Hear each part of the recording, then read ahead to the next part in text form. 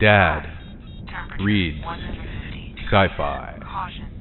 The Legacy of Heorot. Chapter 11. Eulogy. He is gone from the mountain. He is lost to the forest, like a summer-dried fountain, when our need was the sorest. Sir Walter Scott, The Lady of the Lake.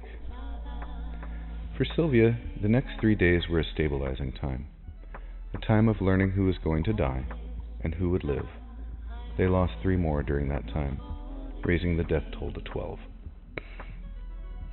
It seemed that none but the dead slept during those days. There just wasn't enough painkiller or Selmazine to keep the wounded asleep. If only.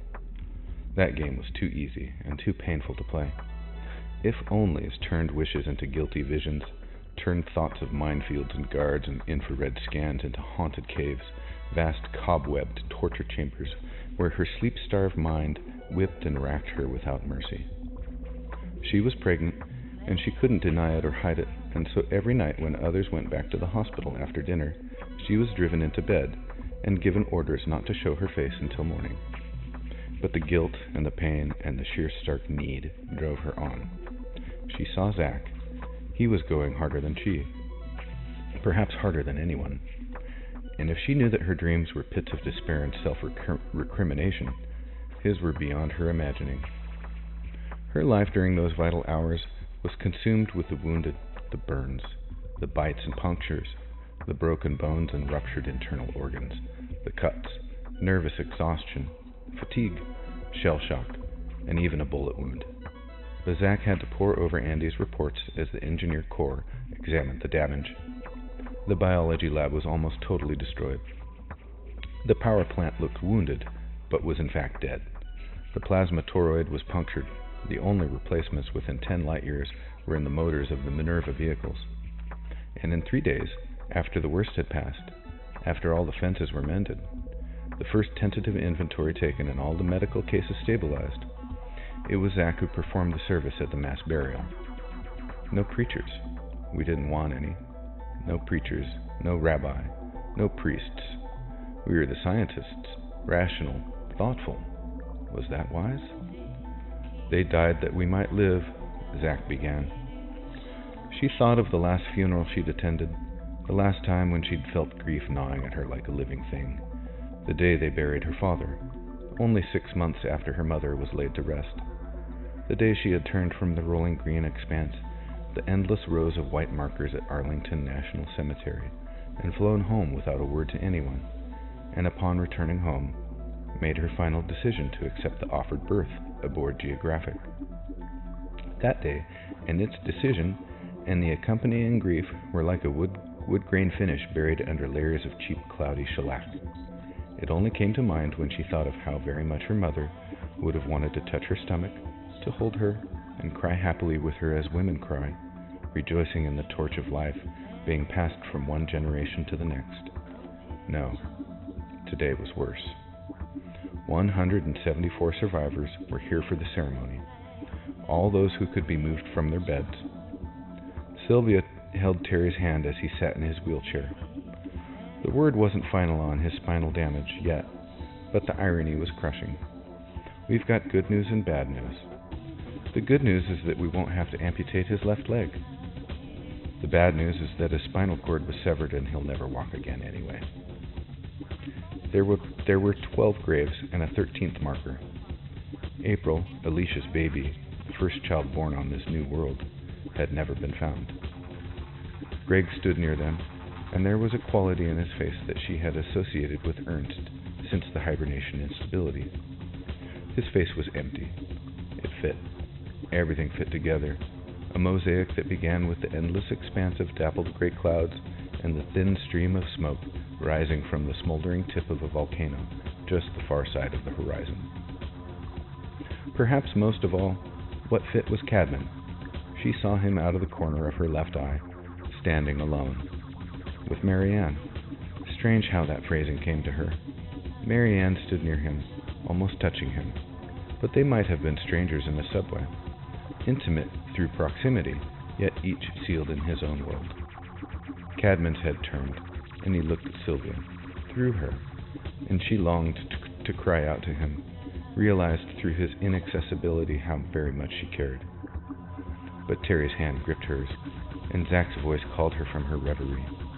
That we might live, all of us knew the risks, but these few paid the price for our mistake. With time, all of us will lie beneath the soil. Let these 13 be the last to die by violence. Let our loss merely strengthen our resolve, deepen our commitment. He cleared his throat. Usually he reminded Sylvia of Groucho Marx. There was no hint of comedy now. He looked old and tired and frightened. Does anyone want to speak? There was a moment's silence. Then Greg spoke in a voice that was pure venom. Why didn't we listen? Why couldn't we have listened? Did Cadman ask for so much? Greg, Zach's voice was soft. This isn't the time. Piss on you. Spittle flew from the corner of his mouth. We combed this goddamned island from one end to the other, and we didn't find a fucking thing. Now we can't find anything, and people are already starting to say that must have been the only monster, that it swam over from the mainland. That's bullshit. Greg. Fuck you, Zach. I trusted you. We all trusted you. You were supposed to be the one with the big view. Alicia trusted you. And now she's... Tears streamed from his eyes, and he collapsed to his knees at Alicia's grave, his fingers clawing at the earth, all the pent-up emotion exploding out of him at once. It was a trigger. Others were crying now, quietly or with great racking sobs. From the corner of her eye, Sylvia saw Cadman turn on his crutches and hobble away. Silent, solitary again, vindicated by death, dishonored by the only family he would ever have. It was Sylvia lost. In time, Sylvia lost herself in the work, and in greater time, the flow of the work itself began to slow. Nobody was unaffected by the grief, and in a way it turned into a bond stronger than the original hey-ho, manifest destiny enthusiasm that had built an interstellar expedition. Repairs were underway around the clock. In the middle of the mistiest night, the sparkle of laser and plasma torches lit the gloom like dazzling fireflies. Within another week, what had happened had become a symbol almost as much as a reality. The electric wire around the periphery of the camp had been reinforced.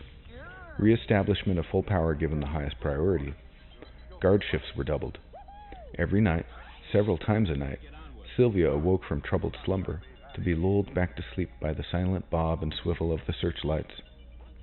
The minefield had been reactivated, providing the first dark moment of humor since the tragedy.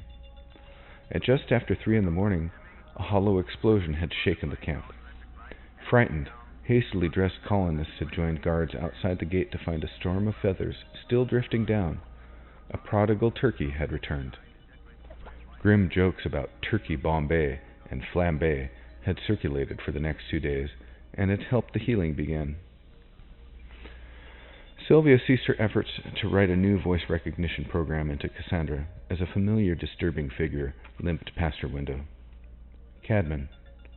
A crutch under his right arm, side bandaged, a ragged, badly healed scar creasing his cheek in a false smile. A silent giant with dark, accusing eyes. He spoke to no one, taking his meals and medication in his hut. No one challenged him.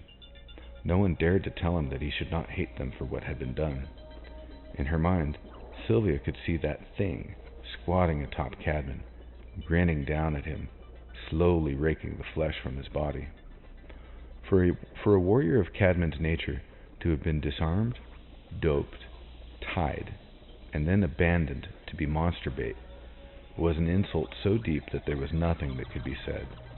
And so too, their communal shame, nothing was. 2 weeks later, the door to her lab opened without warning. Zach Moskowitz came in. Well, he's gone. Hi, Zach. That skeeter you heard? Cadman stole it. Stole? Or borrowed? He didn't say. We tried the radio.